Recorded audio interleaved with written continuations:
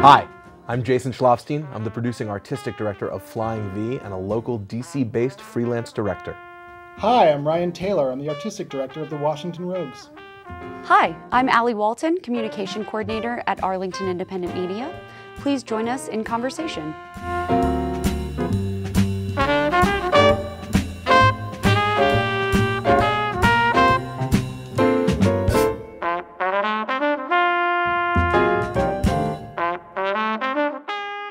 Going through a very vital period of a lot of new companies coming in, and sort of the established companies have sort of their own producing houses now. But most people don't automatically think of DC as being a major theater place in the country, but it really has experienced a huge growth in theater companies here in the past few years, correct? It's true. I mean, it's always going to be something that takes a backseat to politics, because politics is what DC is as a city, and that's what it's known for, and that's its character. But because of that, people don't realize that the arts are one of the major industry sectors actually in DC, and in particular that there's a thriving and vital theater community that does a lot of really interesting work, but that it's really consciously on the minds of a lot of us who are starting new companies now to try and aim to put DC in a position where people are talking about it like you would Chicago, like you would New York, like you would any other thriving theater community as a place of innovation. And that's really important to a lot of us right now.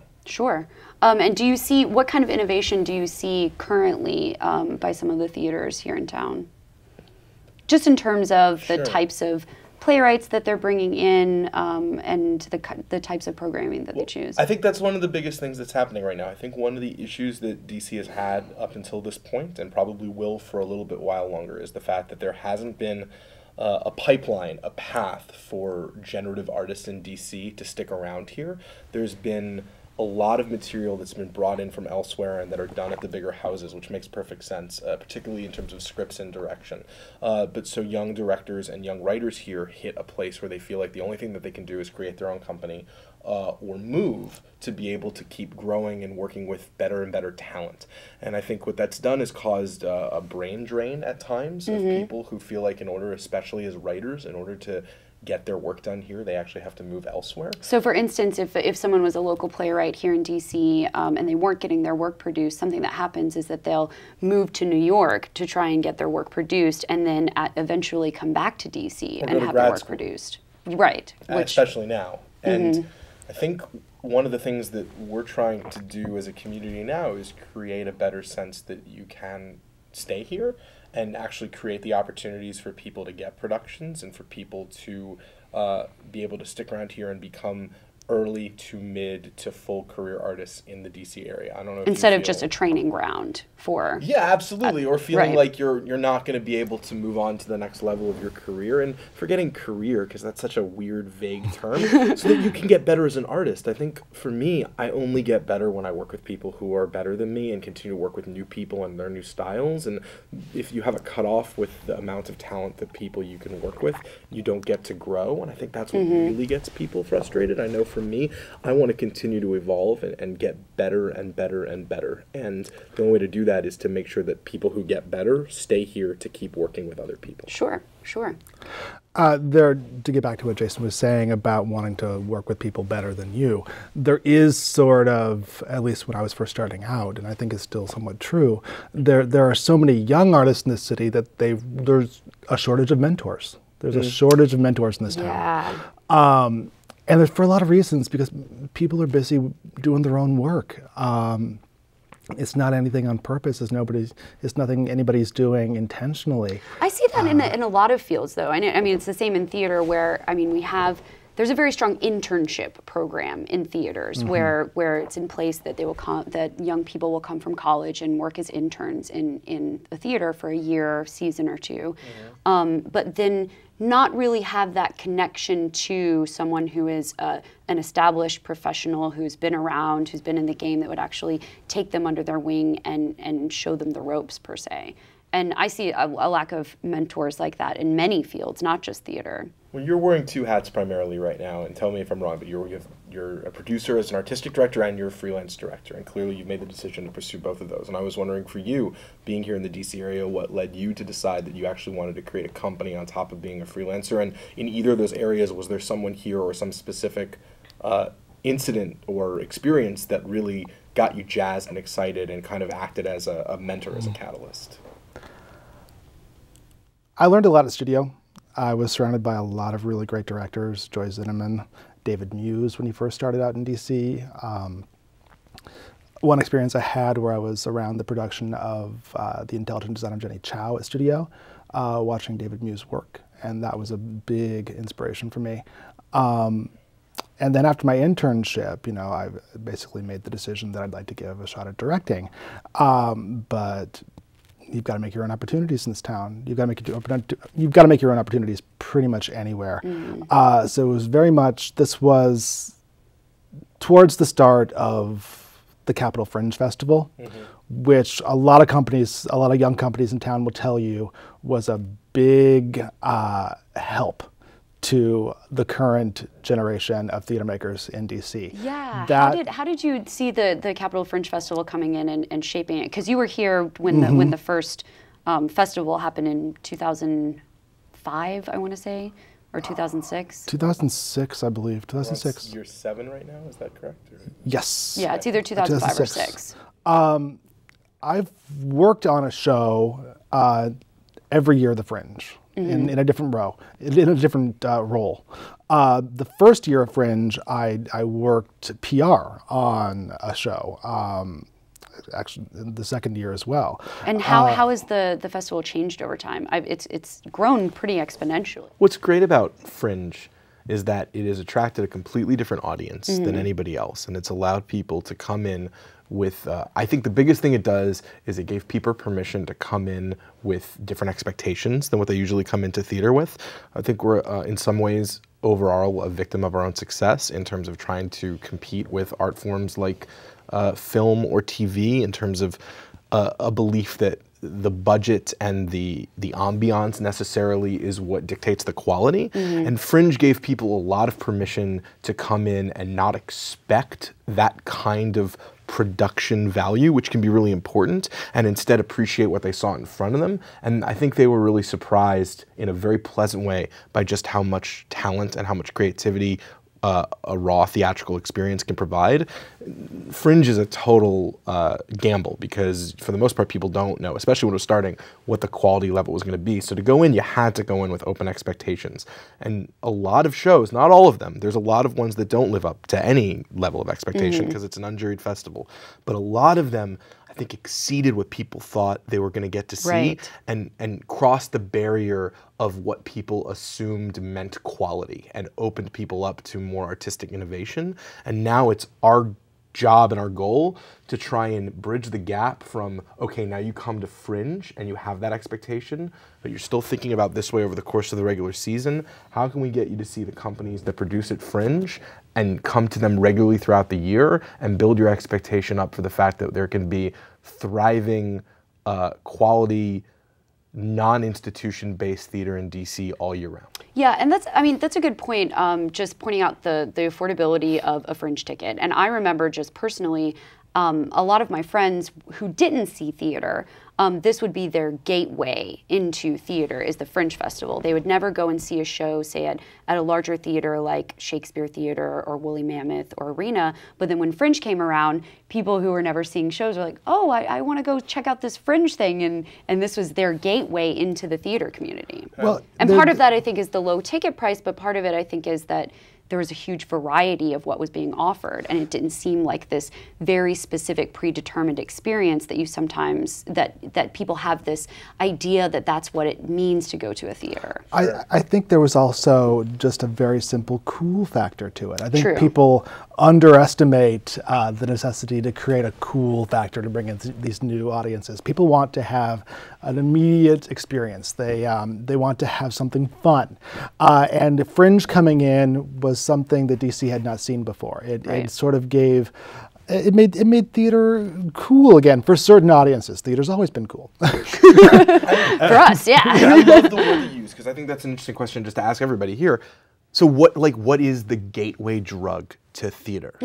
I mean that seriously. Going to see Shakespeare when you're in high school for most people is an obligation. It's not the thing that gets them excited. There's so much different media. Theater provides a very different kind of experience. It's I think for me, amongst everything else it does, it's a visceral way of learning empathy for other human beings. And you don't have to make it be that. You don't have to be explicit with that on stage. It's implicit. So you can do almost anything that's magical and exciting on stage, and the implicit thing that you're doing is teaching people how to be empathetic to other people. So what do we do to make it so that people get their first hit and actually enjoy it and want to come back? I'm not kidding. Going with this drug analogy. I totally am. To stick with your drug metaphor is to make the first hit free. There's a great thing that the Shakespeare Theater is doing right now for Prudential Heart is they're sending people, not just cast members, but just volunteers in the community out to bars to talk about the show. They were hitting all sorts of bars in Columbia Heights just a few days ago. They were singing songs. They were taking that sort of ballad sensibility that the show is about and taking it right into Meet the People.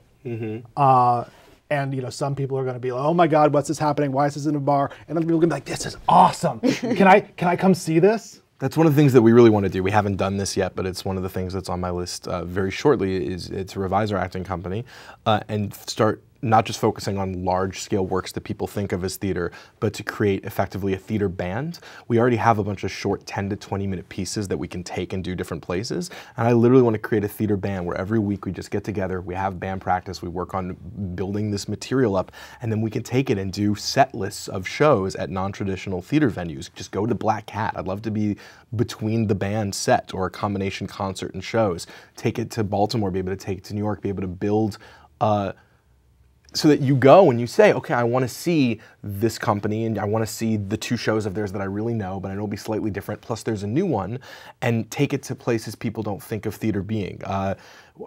Jokingly and not jokingly, multidisciplinary performance art for the low attention span audience. Sure, I would do that. I mean, what we really need to work on is getting people over the idea that theater is something where you go and you sit in a very dark room, you turn off your cell phone, and you sit politely for 3 hours. When it should be much more immediate than that. And a lot of companies are doing very innovative things. They're going to bars. They're doing guerrilla theater. I mean, this is nothing new. It's cyclical. Micro audience shows where you get in a car and you just drive, and there's a show that happens on the streets. This is happening in a national and international level. This sort of effort to make the experience of theater something immediate again, something community building again, and not just a sort of high status, very passive experience. Well, this is such a me thing to say, but I mean to make it awesome, to make it be an experience that you can't have anyplace else, and to really have, for me, a visceral feeling. I want the theater I create at the very least to be something that makes people want to live life more when they're out of it, that it makes them like think in brighter colors and want to experience more things. And to focus on DC, what you were just saying, because one thing we don't have right now, at least to my knowledge, is that sort of one person gets in a car and somehow turn it into a theater thing. And I would love to see the first company that does that and makes that work and be really, I'd love to do it and I'd love to see it. Well, what is the scene like these days in theater here in DC? Not just in terms of the innovative companies, but also the stalwarts, the ones that have been here for many years and are established institutions. How is it that they can engage their audiences more? And what is it that they're doing these days? It's really diverse. Is one of the best things I think about DC theater is that there is something for everybody if you know where to look for it. The opposite side of that is that because the market isn't quite as expansive as other places, and because a lot of the theaters doing really interesting different things are not able to run as consistently, if you miss your opportunity at one point in the year, you might not get to do the cool thing that you like until next year. And I think that's because a lot of theaters still are trying to do lots of different things for lots of different people, rather than coming up with something that they really love and consistently investing in that. I don't know if you feel the same way. So kind of appealing to a broader audience. Maybe what you mean, I think some theaters are almost aiming too broad and not being able to build an identity of who they are because each show is going after a different group of people instead of saying, this is who we are, this is what we do. The fact that we do this for you means it might not be for somebody else, and that's okay. We're not trying to get the entire audience. We're trying to find our audience. Right. Isn't that in some way limiting, though, this notion of our audience? Isn't that somewhat exclusionary? Yes. And I think if you're looking at it company by company, it can be. But if you're looking at an entire like ecosystem, the idea that there might be, for me, theater is like it's a medium, just like comic books.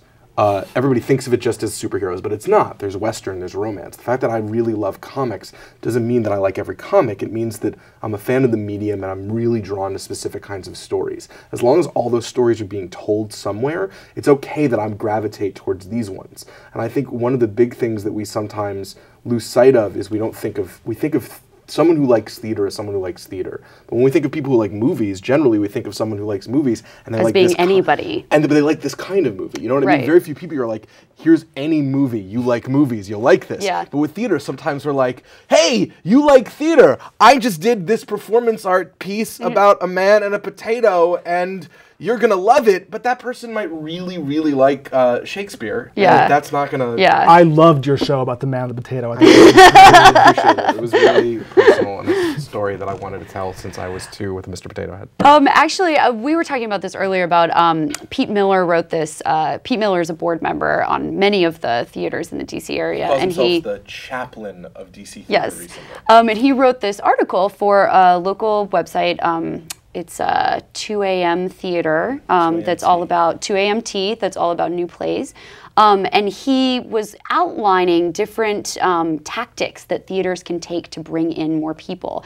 And one of the tactics that he outlined was kind of making theater going more into a hobby, more into something that people enjoy, not just, you know, this is just one thing I do, but this is something that I invest my time in because I have a group that I can do it with, that I can kind of geek out on. And creating a social situation out of it, a social community out of it. A social community, but also kind of like a technical environment to talk about these things. So more, you know, blogs for audience members instead of theater makers, so that the audience members, it becomes their experience of the play and not just the play. I totally agree. We're seeing actually a big movement of companies putting quote blurbs from Twitter on the postcards and their websites, or blog posts from people who, you know, would be thought of as civilians in the past, but who are really engaged. But I think that's smart. that's a problem, and has been in the past for theater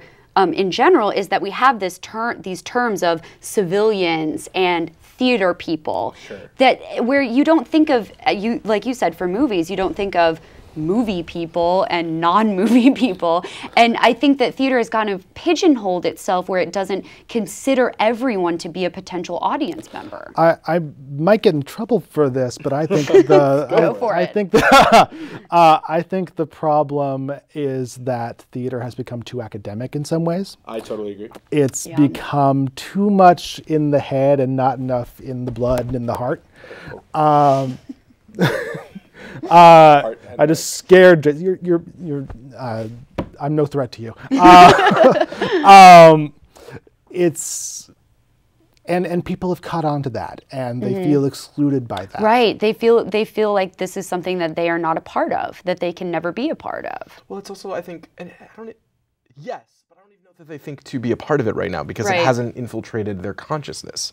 You know, it hasn't. It's not something that people think of to do. For most people, when I ask them, like, "What are you going to do this weekend?" their response isn't, "I'm going to go see a show." I mean, people that do it do, and people that don't. And I think it's just that we haven't found, not we, but there's ways to attract people based on their interests and what they like and what they'll be what they'll dig, without having to make it be like, you're going to like this, like theater. It's just, you're going to really like this experience. You're going to like this story. You're going to like this topic. You're into science fiction, or you're into romance, or you're into whatever it is. I think in genre a lot because that's how I think. To go back a quick second though, just because it was something that you were talking about, one of the things that I do think that DC theater is missing is like Deadspin.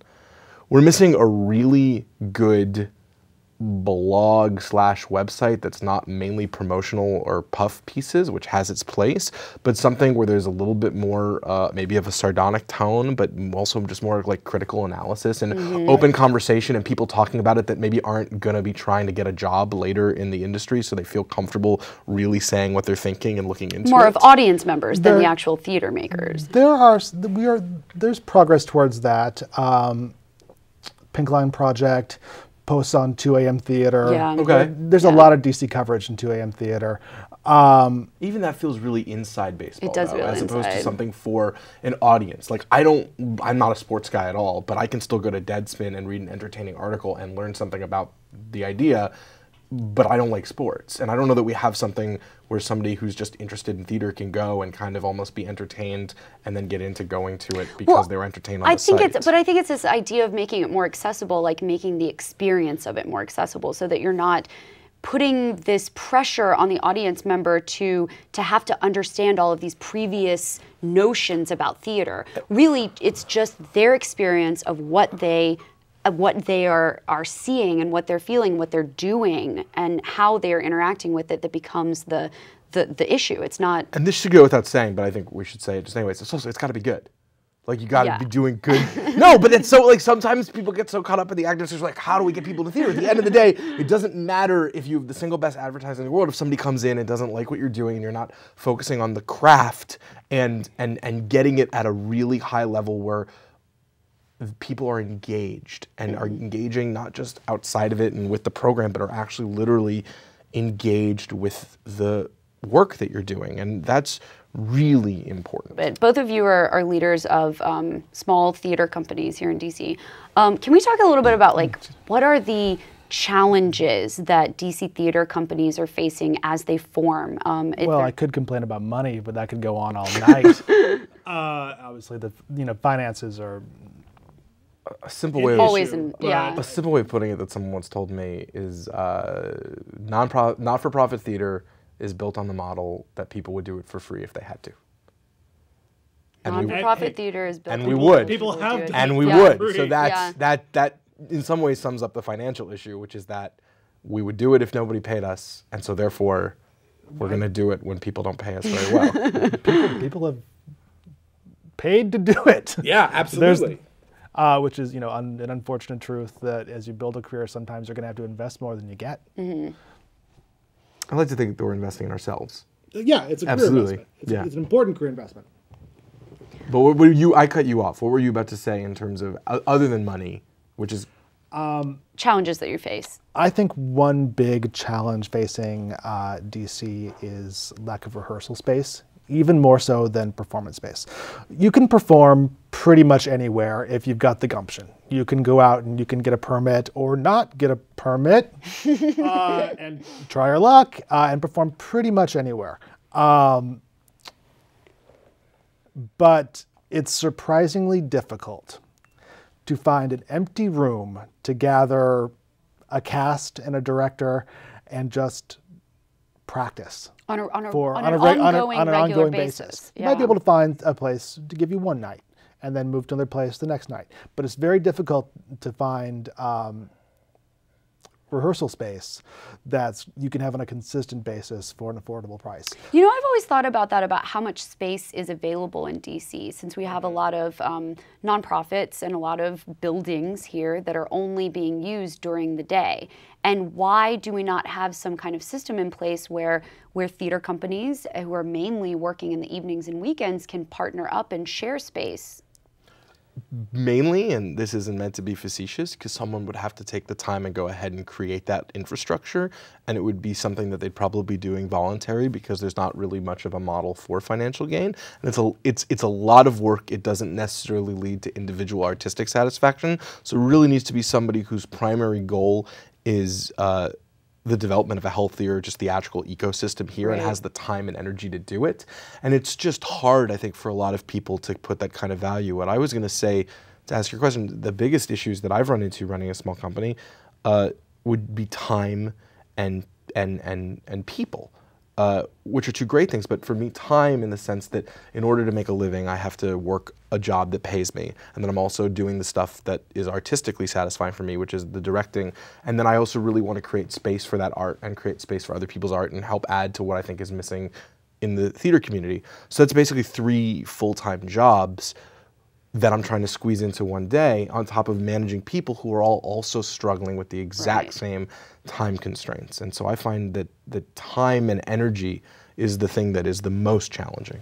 I mean, one thing that breaks my heart as, you know, an artistic director, somebody who started an organization, is I want to create more opportunities for artists.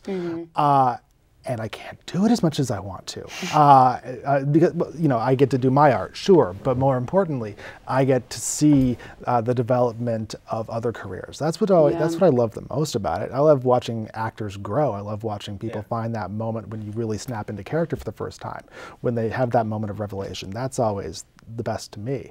So what's going really good right now? What's something, either a company or a trend? What's something that's really awesome that is happening right now that you're really excited about? I'm really excited about how there are more DC playwrights who live in DC, work in DC, whose work is being produced here. I think there's been a great increase of that. We've got many people that are starting to have their work produced here in DC instead of theaters exclusively shopping in playwrights from out of town. To continue on that note, we had talked about space. There are some people who are actively working who are making it their goal to give artists space. Awesome. Julianne Brienza at the Capitol Fringe Festival, that's one of her big goals, is to create space for us to work on a year-round basis. The CUDC also actually has a program CUDC is continuously building new spaces, both for theater artists and visual artists, which I think is important. I don't want to say that theater artists need space and no one else does. That's not true. Everybody But we just need a lot of space. We just happen to be the 3 people that are sitting at this table right now. But yeah, CUDC does a lot of really solid work working with developers to create space for artists. That's my favorite thing about the DC theater community, is the fact that we are moving from a place where primarily you would get to see things that had already been debuted other places to something that really focuses on first or second or third productions, which I think is just as important to get plays in front of an audience, and is, as a community, seems to be taking ownership of wanting to be a new theater. Well, and I think that makes sense for who DC is, who DC is made up of, what kind of people are here, in that we demand current events and we demand our news and our art to be current to what is going on today, which to me means that you would want to go see something that is less than a year or 2 old instead of a remake of some musical from the 1940s. It also helps give us an identity. And that's really nothing new. People have always wanted to see new work. I think there was a period there where we got sort of stuck in seeing these sort of American classics. I'm not talking about DC necessarily. Just as a general audience, where I think now people really want to take ownership of what they're seeing. And seeing something new, seeing something that no one's ever seen before, is a way to do that. We go back, it's kind of going back to the cool factor. And we have the potential to kind of start creating what DC's profile will be, what its sensory profile will be when people talk about what a DC show is. We're on the forefront, hopefully, of being able to define that. And that is extraordinarily exciting. Definitely, yeah, I agree. DC does not have a theater identity, and that is great.